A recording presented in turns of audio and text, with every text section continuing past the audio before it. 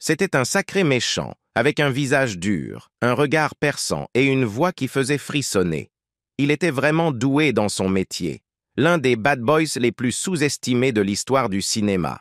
Il s'agissait de Lee Van Cleef, l'une des stars les plus emblématiques du western spaghetti. Cependant, la tragédie est survenue le 16 décembre 1989, lorsque cette figure emblématique est décédée à l'âge de 64 ans, laissant derrière elle un héritage enveloppé de mystère. Maintenant, 35 ans après sa mort tragique, le fils de Van Cleef est venu confirmer quelque chose que beaucoup soupçonnaient depuis longtemps. Qu'est-ce que cela pourrait être? Rejoignez-nous alors que nous plongeons dans l'incroyable histoire de Lee Van Cleef, en éclairant chaque aspect de sa vie, de sa jeunesse humble au sommet de sa carrière. Début modesté dans la vie. Les débuts de l'histoire de Lee Van Cleef ne sont pas de ceux qui commencent par une naissance glamour. Non, son histoire ressemble davantage à un classique western qui débute dans une petite ville modeste au milieu de nulle part. Il est né le 9 janvier 1925 à Somerville, dans le New Jersey, de Marianne Lavinia Van Fleet et de Clarence Lee Van Cleef. Ses parents n'étaient ni riches ni célèbres. Ils étaient simplement des gens ordinaires essayant de joindre les deux bouts.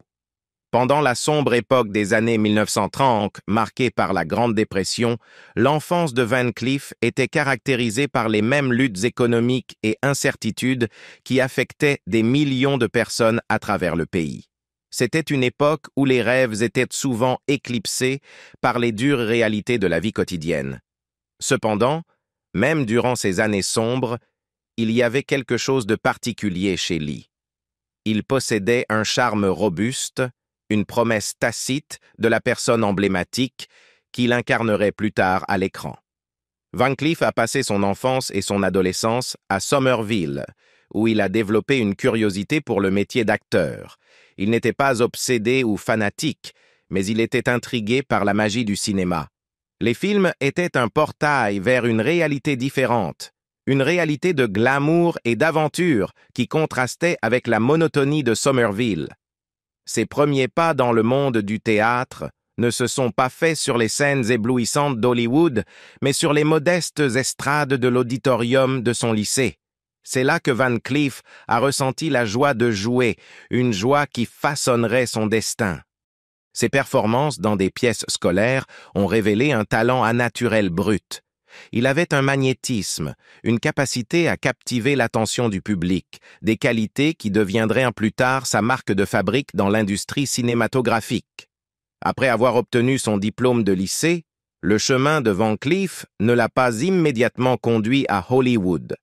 Au lieu de cela, il s'est retrouvé à servir dans la marine des États-Unis pendant la Seconde Guerre mondiale, une expérience qui a sans aucun doute contribué à la profondeur du personnage qu'il a incarné à l'écran dans les années suivantes. Service militaire de Van Cleef.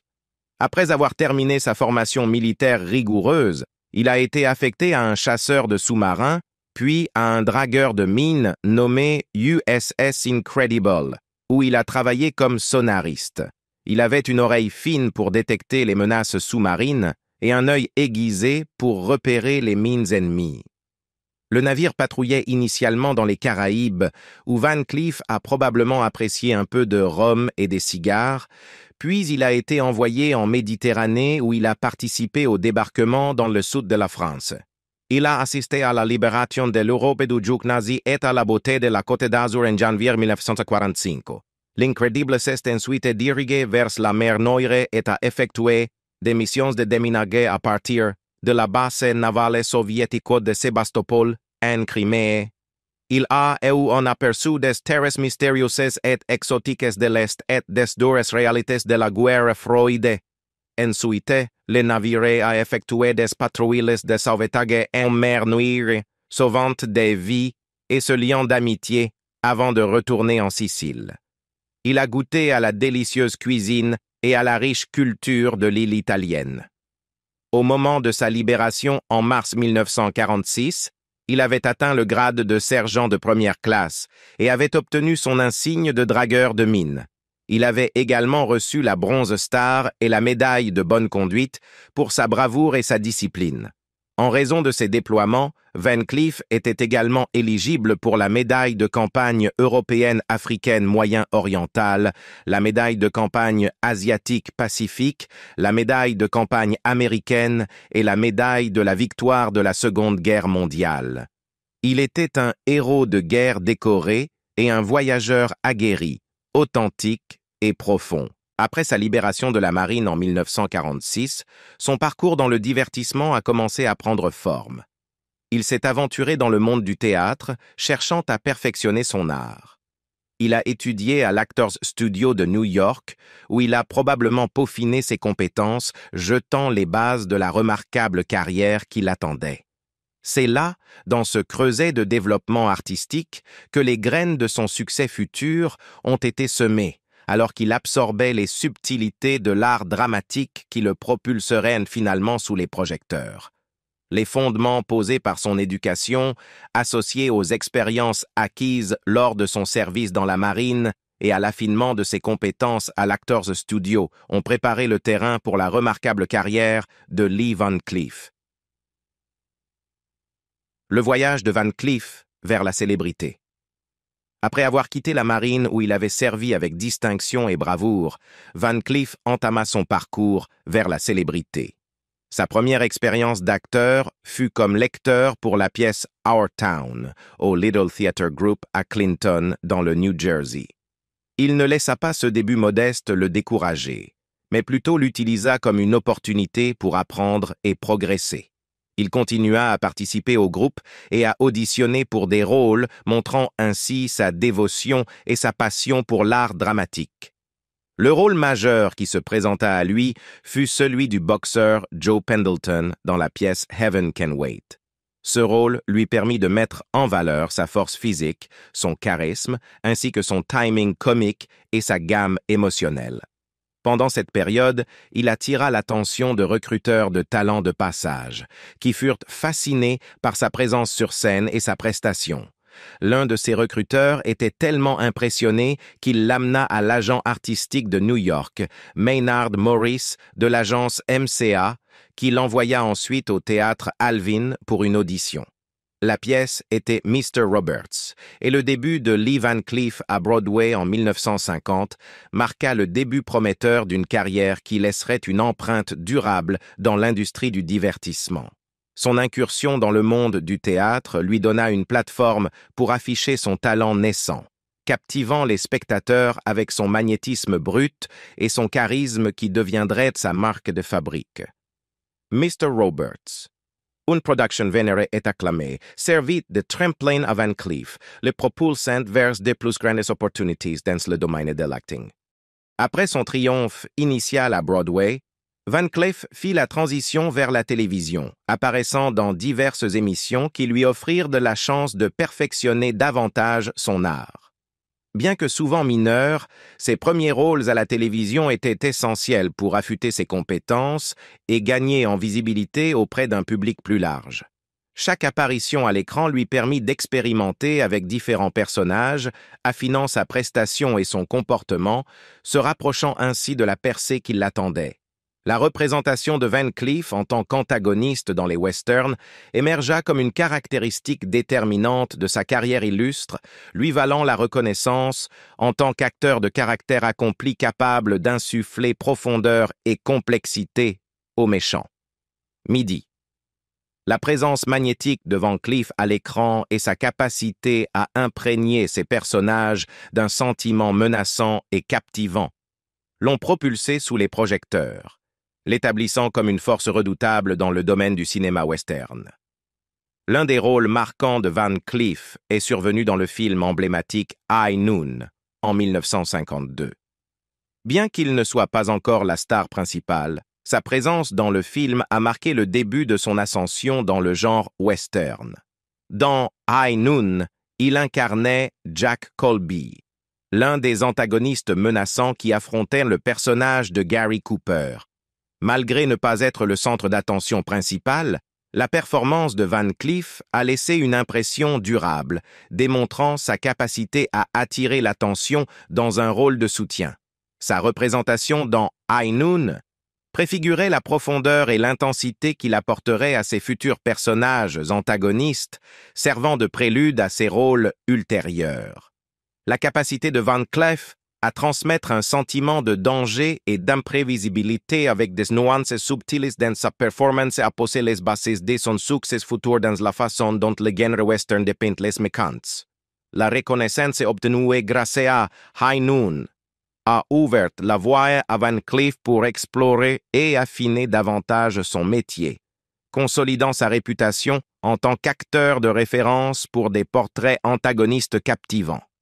Les réalisateurs et le public ont commencé à apprécier sa capacité à transcender la nature unidimensionnelle des rôles de méchants, ajoutant des couches de complexité qui ont amélioré la dynamique narrative des films dans lesquels il a joué. La représentation de Van Cleef dans High Noon a préparé le terrain pour la trajectoire remarquable de sa carrière. C'était un aperçu de son talent et de son potentiel, une avant-première des performances captivantes qui définirait son héritage dans le genre western. Ce rôle, parmi d'autres, a posé les bases de ses futurs portraits, démontrant sa capacité à hypnotiser le public, même dans des rôles de soutien, et préfigurant les personnages emblématiques qui lui vaudraient une place dans l'histoire d'Hollywood. Le rôle pivot de Van Cleef dans Pour quelques dollars de plus a solidifié son statut d'un des acteurs les plus mémorables du cinéma western. En 1965, aux côtés de Clint Eastwood, Van Cleef a changé la donne non seulement pour sa carrière, mais aussi pour le genre du western spaghetti. Le film réalisé par Sergio Leone a propulsé Van Cleef dans le domaine de la renommée internationale et a cimenté son statut d'icône du cinéma western. Sa représentation du mystérieux colonel Douglas Mortimer face à l'homme sans nom d'Eastwood a été un éblouissant exemple de ses compétences d'acteur et de son charisme et un facteur majeur dans le succès du film. La collaboration de Van Cleef avec Leone dans Pour quelques dollars de plus a capturé l'essence du western spaghetti, marqué par son réalisme brut, ses personnages moralement complexes et sa magnifique cinématographie. Sa représentation du colonel Mortimer, un chasseur de prime avec une vendetta personnelle, était une leçon de profondeur et de subtilité. Il a transmis sans effort un sentiment de dignité et de tourment intérieur en temps, élevant le personnage au-delà des clichés typiques d'un méchant de western. La chimie entre Van Cleef et Eastwood à l'écran était électrique, créant un jeu dynamique qui a captivé les spectateurs. Leurs performances ont ajouté des couches d'intrigue et de richesse à l'histoire, transcendant le simple binôme héros-vilain. La capacité de Van Cleef à dépeindre un personnage avec des nuances de gris, mélangeant la dureté avec une touche de vulnérabilité, a touché les spectateurs, l'établissant comme plus qu'un simple adversaire redoutable, mais comme un personnage nuancé et captivant à part entière. Dans le domaine des biopics hollywoodiens, Grace de Monaco se distingue comme un film qui explore les tourments intérieurs et le désir de libération vécu par l'emblématique Grace Kelly. Bien que le film ait été critiqué pour sa prétendue glamorisation et ses inexactitudes historiques, il offre une exploration nuancée des luttes de grâce au sein de son mariage avec le prince Régnier III de Monaco. S'appuyant sur des recherches approfondies et des interviews avec des initiés du palais, le scénario peint un tableau poignant du désir désespéré de liberté de grâce, un aspect souvent éclipsé par son image publique glamour. L'appréhension de la famille royale à l'égard du film vient de la crainte qu'il ne brise le tabou hollywoodien de longue date entourant la vérité sur le mariage de Grace Kelly à l'écran. Le portrait de Régnier dans le scénario le montre dormant dans une chambre séparée de Grace et préoccupé pendant la journée, mais il passe sous silence les allégations de son infidélité. Cette omission a suscité des discussions sur la représentation des aspects sombres du comportement de Régnier, tels que sa prétendue promiscuité et sa cruauté. Wendy Lee, biographe de la princesse, a souligné que le film ne donne qu'un aperçu superficiel de la vie de Grace et échoue à explorer les complexités des actions de Régnier, les luttes internes de Grace. Son livre, True Grace, explore plus en profondeur les subtilités du mariage royal, décrivant Régnier comme un prince séduisant et fumeur de cigares qui s'est engagé dans des affaires extra-conjugales peu de temps après la grossesse de Grace pendant leur lune de miel. Le livre allègue que Régnier entretenait des relations avec au moins 3 maîtresses dans les mois suivant leur mariage, un aspect de leur relation que le film choisit d'omettre. Ces révélations ajoutent des couches de complexité aux luttes internes de Grace et à sa quête d'autonomie au sein de son mariage. Au milieu de ses combats contre la solitude et le mal du pays, Grace trouve du réconfort dans la cuisine, préparant des plats américains pour Régnier dans des moments de tendresse rares. Cependant, son adaptation au climat de Monaco s'avère difficile alors qu'elle lutte contre des problèmes de santé tels que la conjonctivite, le rhume des foins et l'insomnie qui exacerbent encore ses sentiments de mécontentement. La représentation d'Angel Eyes par Van Cleef était un coup de maître, démontrant sa capacité à capturer l'essence d'un méchant sans pitié et calculateur. Son regard perçant, associé à une aura d'intimidation, créait une tension palpable à chaque apparition à l'écran. Malgré la nature diabolique d'Angel Eyes, Van Cleef a insufflé au personnage un charisme captivant et une profondeur suggérant des couches cachées de sa personnalité, le hissant au-delà d'un simple antagoniste pour en faire un anti-héros fascinant. La mort était au rendez-vous, sorti en 1967, a confirmé davantage la réputation de Van Cleef en tant que figure quintessentielle du canon du western spaghetti. Dans ce film, il incarnait un pistolero vieilli et endurci cherchant vengeance pour le meurtre de sa famille. Le rôle reflétait des thèmes de la vengeance et de la rédemption, offrant à Van Cleef une autre opportunité de montrer sa polyvalence et son registre émotionnel en tant qu'acteur.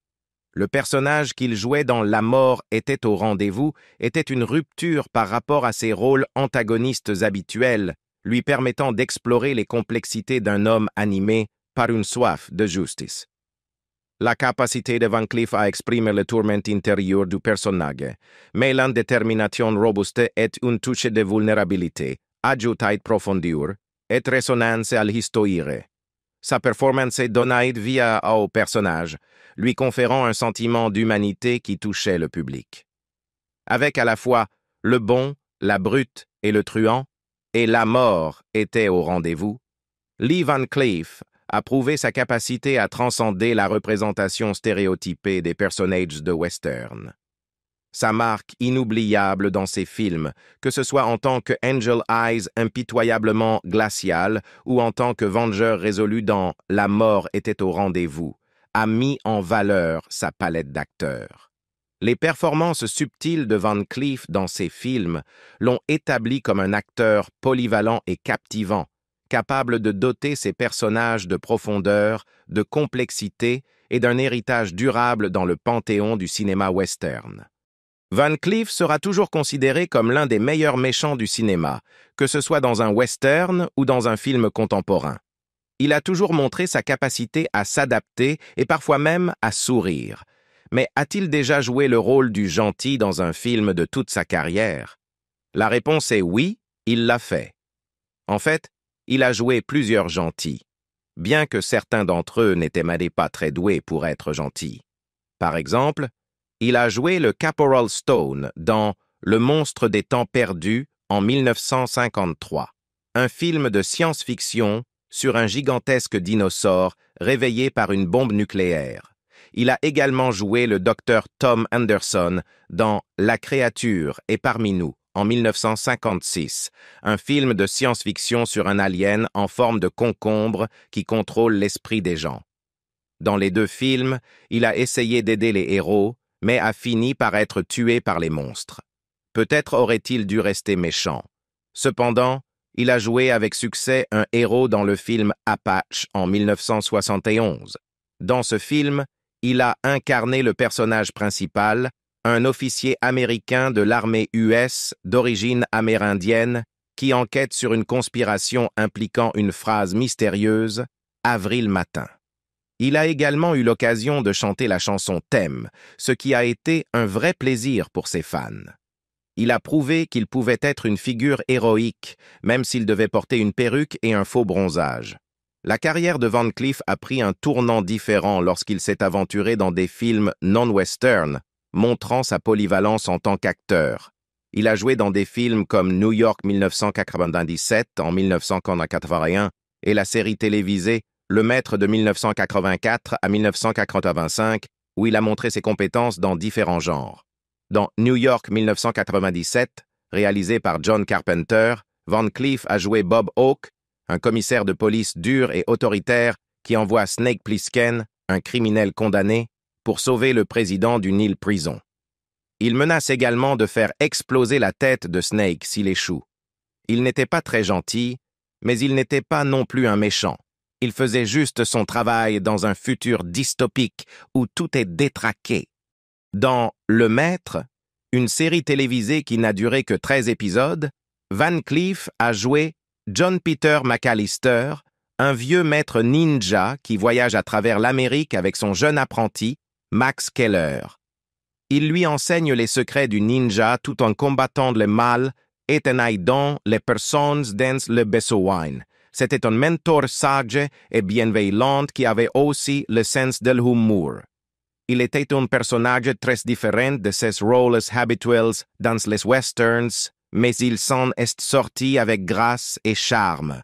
Ses rôles non-western ont mis en valeur la polyvalence de Van Cleef et ont consolidé son statut d'acteur aimé et talentueux dans différents genres. Le mariage. Au milieu des lumières étincelantes de Hollywood, la vie personnelle de Lee Van Cleef était aussi dramatique que les personnages qu'il incarnait à l'écran. Son parcours à travers le mariage a été une montagne russe remplie de hauts, de bas et de quelques rebondissements inattendus. La première incursion de Van Cleef dans le mariage a été avec Patsy Ruth Carnes en 1943, marquant le début d'un chapitre significatif de sa vie personnelle. Cependant, comme un retournement de situation dans l'un de ses films, cette union prit fin presque 2 décennies plus tard, en 1966, alors qu'il naviguait dans les complexités de sa vie personnelle. Van Cleef était également occupé à se faire un nom à Hollywood. C'était presque comme s'il jonglait avec l'amour et la célébrité comme un artiste de cirque chevronné, essayant de maintenir les 2 balles en l'air sans en laisser tomber aucune. Mais juste quand il semblait que les rideaux étaient tombés sur ses aventures romantiques, Van Cleef est revenu sur le devant de la scène du mariage une fois de plus. De 1960 à 1974, il s'est uni par les liens du mariage avec Joan Marjorie Drain. Ce deuxième acte sur la scène du mariage a apporté un sentiment de stabilité et de compagnonnage dans la vie de Van Cleef, lui offrant une partenaire pour partager les feux de la rampe lors d'une période de succès continu au cinéma et à la télévision. Cependant, comme dit le dicton, toutes les bonnes choses ont une fin, et son mariage ne fait pas exception. Au-delà du domaine des relations amoureuses, la vie familiale de Van Cleef était une sous-intrigue remplie de ses propres défis et triomphes. Avec Patsy Ruth Carnes, il a accueilli 3 enfants dans le monde, Alan, David et Deborah.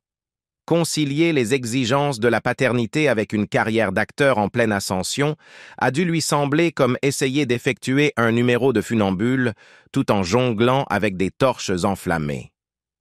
Il n'est pas étonnant que les expériences de Van Cleef aient été aussi multifacettes que les personnages qu'il incarnait à l'écran. Fait intéressant, le dernier mariage de Van Cleef a été avec Barbara Avlon en 1976. Ce dernier mariage apportait un éclat d'espoir pour une fin heureuse, et même s'il a survécu plus longtemps que les autres, il s'est quand même terminé avec la mort de Van Cleef. Lutte silencieuse.